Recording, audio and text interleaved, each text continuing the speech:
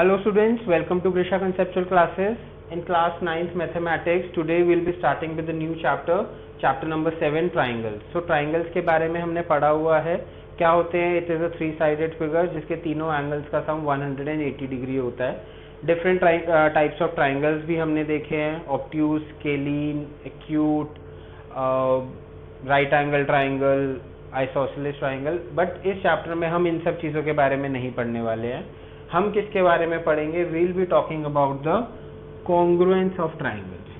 सो congruence word आपने पहले सुना हुआ होगा, आपको पता है कॉन्ग्रुएंस क्या होता है. तो जल्दी से एक क्विक रिवीजन करते हैं. सो कॉन्ग्रुएंस सिर्फ ट्राइंगल्स के लिए यूज होता है ऐसा ज़रूरी नहीं है. कॉन्ग्रुएंस जो है वो किसी भी फिगर के लिए यूज हो सकता है.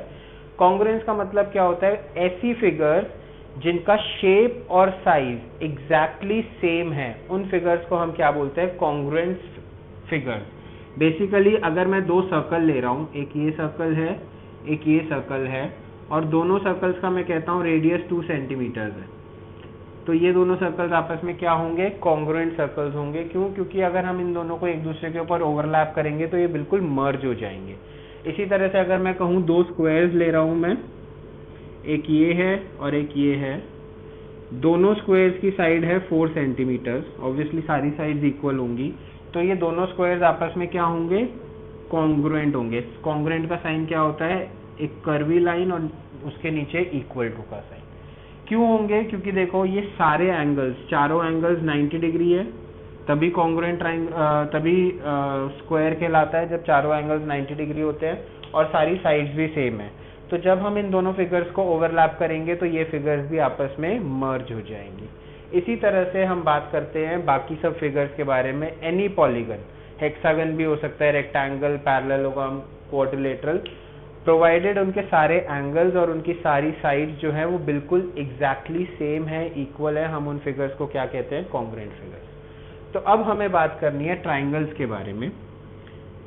तो अगर मैं ये ट्राइंगल लेता हूँ, एक triangle ABC, suppose this is 4 centimetre, 5 centimetre and 6 centimetre, और एक ट्राइंगल मैं इस तरह से ले रहा हूँ PQR,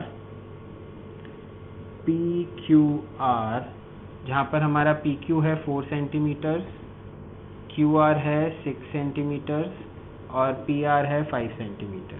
ठीक है. तो बेसिकली जब मैं इन दोनों ट्राइंगल्स को आपस में ओवरलैप करूंगा तो मुझे क्या मिलेगा? मैं ये देखूंगा कि जो AB साइड है वो ओवरलैप कर रही है PQ से. AB और PQ आपस में इक्वल है 4 सेंटीमीटर. जो BC साइड है मेरी वो ओवरलैप कर रही है QR से, दोनों 6 सेंटीमीटर हैं, और जो AC है वो ओवरलैप करेगी PR से, दोनों 5 सेंटीमीटर है. तो अब मैं क्या बोलूँगा? मैं ये बोलूँगा दैट ट्राइंगल ABC जो है that is congruent to triangle PQR. और यहाँ पर जो कॉन्सेप्ट यूज होता है, यहाँ पर कॉन्सेप्ट यूज होता है कॉरेस्पॉन्डिंग साइड्स का. ठीक है. हमें देखो AB जो है वो PQ के कॉरेस्पॉन्डिंग है, BC जो है वो QR के कॉरेस्पॉन्डिंग है, AC जो है वो PR के कॉरेस्पॉन्डिंग है. इसी तरह से एंगल A जो है that corresponds to angle P, angle B corresponds to angle Q and angle C corresponds to angle R. Corresponds का मतलब हम इनको आपस में कंपेयर करेंगे, और जब ये सारी चीजें आपस में इक्वल होंगी तब हम कहेंगे कि ट्राइंगल ABC और ट्राइंगल PQR आपस में कॉन्ग्रुएंट है. या फिर इसको हम उल्टा भी बोल सकते हैं. अगर मैंने आपको दे दिया कि ये दोनों ट्राइंगल्स आपस में कॉन्ग्रुएंट है, this is given to you, तो आप क्या बोल सकते हो? इनकी कॉरेस्पॉन्डिंग साइड्स जो है वो और कॉरेस्पॉन्डिंग एंगल्स जो हैं वो आपस में इक्वल होंगे. जैसे AB और PQ, तो मैं लिखूंगा that AB will be equal to PQ. इसी तरह से BC और QR, तो BC will be equals to QR and ये हो जाएगा AC, ये हो जाएगा PR, तो AC will be equals to PR. उसके अलावा मैं क्या बोलूँगा? Angle A will be equals to angle P. जो फर्स्ट लेटर है वो फर्स्ट लेटर के इक्वल होगा. Angle B will be equals to angle Q और angle C will be equals to angle R. So basically अगर दो triangles आपस में कॉन्ग्रुएंट है या दो फिगर्स आपस में कॉन्ग्रुएंट है तो उनकी कॉरेस्पॉन्डिंग साइड्स जो है वो इक्वल होंगी, ठीक है, और कॉरेस्पॉन्डिंग एंगल्स भी इक्वल होंगे, तभी हम उन दोनों फिगर्स को कॉन्ग्रुएंट कह सकते हैं। This applies to your triangles concept also, ठीक है। अब देखो हम क्या कहते हैं कि भाई इन दोनों को हमें चेक करना है कि ये दोनों कॉन्ग्रुएंट है या नहीं है, तो हमें क्या चीजें चेक करनी है, हमें 6 चीजें चेक करनी पड़ेगी। इसके लिए हमें 8 चीजें चेक करनी है, सारे एंगल्स चेक करने हैं और सारी साइड्स चेक करनी है। ट्राइंगल के लिए हमें 6 चीजें चेक करनी है, बट ऐसा नहीं है। जनरली हमने कुछ क्राइटेरियाज को डिफाइन किया। देखो हम क्या बात कर रहे थे, हम बात कर रहे थे कि अगर हम इन दोनों को मर्ज करेंगे तो ये ओवरलैप हो जाएंगे। इसी तरह से अगर हम इन दोनों ट्राइंगल्स को मर्ज करेंगे तो ये ओवरलैप हो जाएंगे। अगर ये ओवरलैप हो गए, अगर ये हम इनको ओवरलैप करेंगे तो ये मर्ज हो जाएंगे। तो अगर ये मर्ज हो गए एक दूसरे के अंदर, मतलब ये बिल्कुल सेम शेप और सेम साइज के हैं, लेकिन हम दो ट्राइंगल्स हमें नॉर्मली दिए हुए हैं, हम उनको हर बारी मर्ज करके तो नहीं देखेंगे ना, ओवरलैप करके तो नहीं देखेंगे। तो और हम ये 6 की 6 चीजें चेक भी नहीं कर सकते हर फिगर के लिए, it will be a very tedious process. तो दो ट्राइंगल्स के लिए, रिमेंबर जब मैं कह रहा हूं ट्राइंगल्स के लिए, सब फिगर्स के लिए एप्लीकेबल नहीं है ये चीज। दो ट्राइंगल्स की कॉन्ग्रुएंसी की जब हम बात करते हैं तो हमने कुछ क्राइटेरियाज डिफाइन करे हैं। आपने पहले भी पढ़े हुए हैं वो क्राइटेरियाज, मैं एक बार दोबारा से रिवीजन कराऊंगा। उन दोनों ट्राइंगल्स के कॉन्ग्रुएंसी के लिए हमने कुछ क्राइटेरियाज डिफाइन करे हैं। तो उस क्राइटेरिया में क्या होता है, हमें ये 6 की 6 चीजें चेक नहीं करनी होती, हमें कोई भी 3 चीजें चेक करनी होती है। तो हमारा जो काम है वो बिल्कुल 50% रह गया। Instead of calculating all the 6 terms, हम सिर्फ वो 3 टर्म्स देख लेते हैं। अगर वो तीनों टर्म्स इक्वल हैं, आपस में सेटिस्फाई कर रही हैं, तो हम कहेंगे कि yes the triangles are congruent. अगर नहीं है तो no the triangles are not congruent. तो इस तरह से हमने 4 क्राइटेरियाज डिफाइन करे हैं regarding the congruency of a triangle. इसके बाद मैं वो चारों लिखूंगा जो आपके एनसीईआरटी में भी लिखे हुए हैं। I will be using the same naming, same theorem numbers, axiom numbers, ताकि आप रिलेट कर पाएं और समझेंगे कि उनका मतलब क्या होता है। दूसरी चीज जो बहुत इंपॉर्टेंट है कॉन्ग्रुएंसी वाले चैप्टर में, that is the corresponding sides and the corresponding angles. ये चीज बहुत इंपॉर्टेंट है। हम ट्राइंगल का नाम जब लेते हैं तो ABC बोल देते हैं, BAC बोल देते हैं, CBA बोल देते हैं, कुछ भी बोल देते हैं, ठीक है। लेकिन जब हम कॉन्ग्रुएंसी की बात कर रहे हैं तो हम कुछ भी नहीं बोलेंगे। We will be talking in terms of the corresponding sides and corresponding angles। जैसे यहाँ पर ABC जो है वो PQR के कॉन्ग्रुएंट है। इसका मतलब ये नहीं है कि ABC जो है वो QPR के भी कॉन्ग्रुएंट होगा, नहीं, या फिर BCA जो है वो PQR के कॉन्ग्रुएंट होगा, ऐसा नहीं होगा। अगर ABC PQR के कॉन्ग्रुएंट है तो यही रहेगा, हम इसके नाम को आगे पीछे नहीं कर सकते, दैट इज नॉट अलाउड, क्योंकि उस केस में हमारे कॉरेस्पॉन्डिंग पार्ट्स, कॉरेस्पॉन्डिंग साइड्स और एंगल्स डिफरेंट हो जाएंगे, ठीक है। तो अब मैं इसको रब कर रहा हूं और अब यहाँ पर कुछ एक्सियम्स और थ्योरम्स लिखेंगे और उनको समझेंगे। आउट ऑफ 4 2 क्राइटेरियाज अभी मैंने यहाँ पर लिखे हैं। सबसे पहला है एक्सियम 7.1 के नाम से, that is SAS congruence rule. ये कॉन्ग्रुएंस रूल क्या कहता है कि दो ट्राइंगल्स तब कॉन्ग्रुएंट कहलाते हैं अगर उनकी दो sides and the angle included between those two sides. क्या है मतलब, कोई एक ट्राइंगल है, उसकी कोई भी दो साइड्स और एक एंगल जो उन दोनों साइड्स के बीच में लाई करता है, अगर ये दूसरे ट्राइंगल की दो साइड्स और उनके बीच में लाई करते हुए एंगल के इक्वल होता है, तो बाय SAS कॉन्ग्रुएंस रूल ये दोनों ट्राइंगल्स कॉन्ग्रुएंट होते हैं। SAS मतलब साइड एंगल साइड, ठीक है।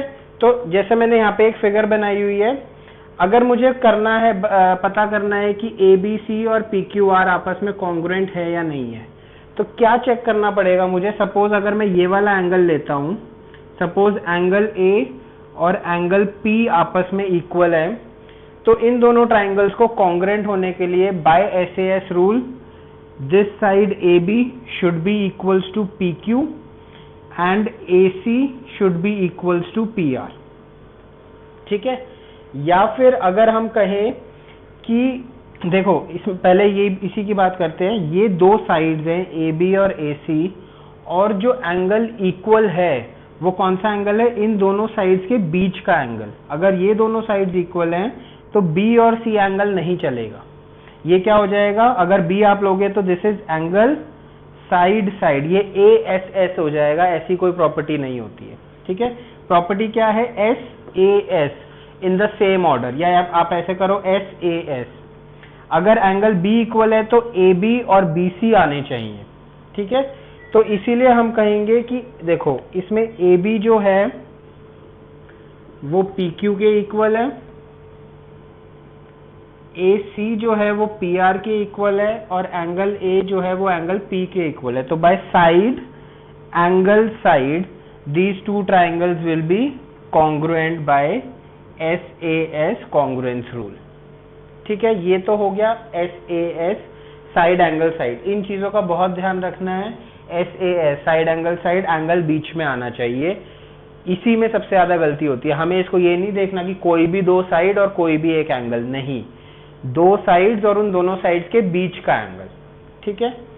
दूसरी थ्योरम है ए एस ए, नाम से ही दिख रहा है, दो एंगल्स और उन दोनों एंगल्स के बीच की साइड। जैसे अगर हम ये वाला ट्राइंगल देखें तो एक एंगल ए और एंगल पी आपस में इक्वल है, angle A is equals to angle P.